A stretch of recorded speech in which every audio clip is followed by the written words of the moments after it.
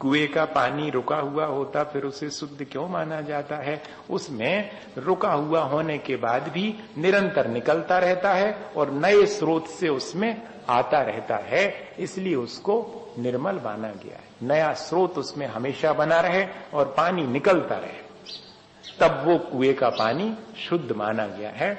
और अहिंसक पानी और शुद्ध पानी में अंतर है।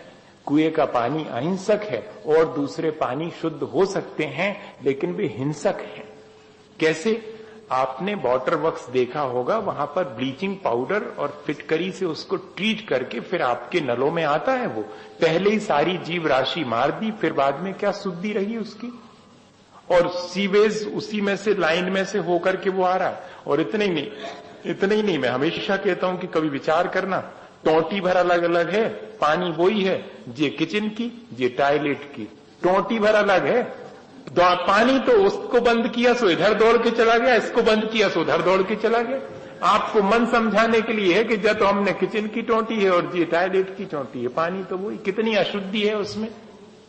अच्छा, हैंडपंप का पानी या कि ट्यूबवेल का पानी, वो भी घर्षित होकर के आता है। तो उस घर्षण की वजह से भी और उसमें जो जीवाणु हैं वो सहज रूप से करना बहुत कठिन है।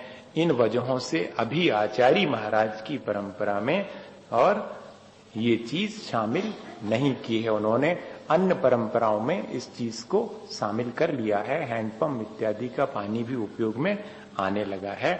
हम उसके बारे में कोई कमेंट नहीं करेंगे, पर हमारे लिए अभी आचार्य श्री की परमिशन नहीं है कुएं का पानी ही।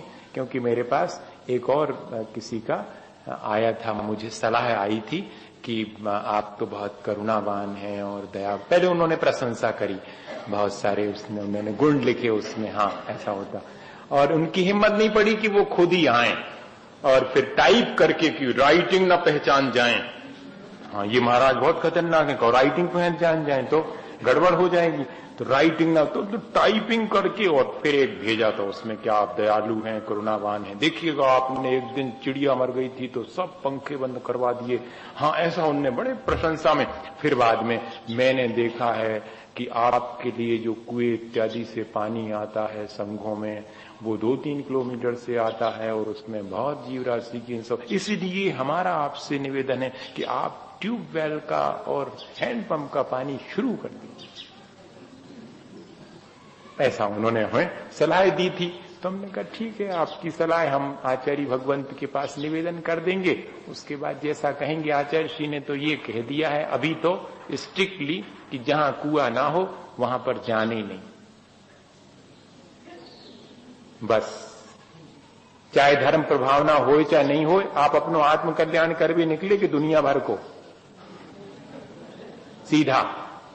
तो अभी इतने स्ट्रिक्टली उन्होंने कह दिया कि आप उस चीज का उपयोग वहां जाने नहीं जहां पर की कुआं ना हो। और श्रावक का कर्तव्य है, श्रावक वैयावृत्ति के लिए दुनिया भर की चीजें करता है, इसलिए विकल्प मत करना। ये श्रावक की वैयावृत्ति है, श्रावक वैयावृत्ति करेगा और जहां से लाना होगा वहां से लाएगा। आप क्यों विकल्प कर रहे? वो तो फिर तो क्षेत्र पर जो है तैसे आप सबरो सामान बांध क्यों चौका लगावे गए थे कि नहीं गए थे? तो सबरों का महाराज के मत्थे आए का काय तुम तो लेके गए सभी जैसे, आटो लेके गए, दाल लेके गए, नमक मसालो लेके गए, नियम अवर में चौका लगा भी गए, तो कहो तो ही बनाओ तो सब सामान इतनी से तो भर के ले गए थे सब। तो वो सब भी महाराज के मत्थे आएगा क्या? इतने किलोमीटर दूर से ले गए थे। नहीं, पका हुआ सामान नहीं ले जाएंगे, कच्चा सामान तो रॉ मटेरियल तो ले के जाएंगे। रॉ मटेरियल की तरह वाटर भी आता है, जब गर्म हो जाएगा तब उसके बाद गाड़ी में नहीं आएगा, गर्म होने के बाद। अभी गर्म नहीं हुआ। 24 अगर बॉयल किया है, अगर खूब बॉयल किया हुआ, अगर कम किया है तो 12 घंटे, और कम किया तो 6 घंटे, हाँ 24 घंटे। तो इसलिए कुएं के पानी का ही प्रावधान है।